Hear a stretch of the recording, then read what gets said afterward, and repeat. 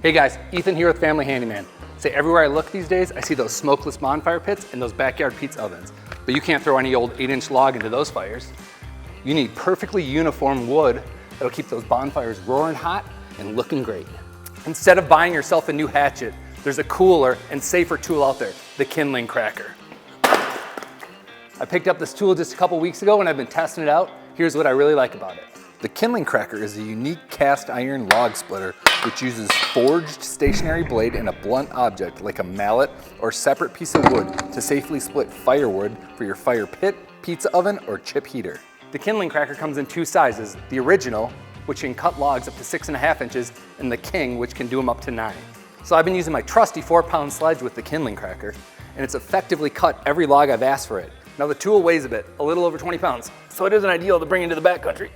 It's sturdy, solid, and easy to use. It's become a welcome addition around our fire pit and a great conversation starter too.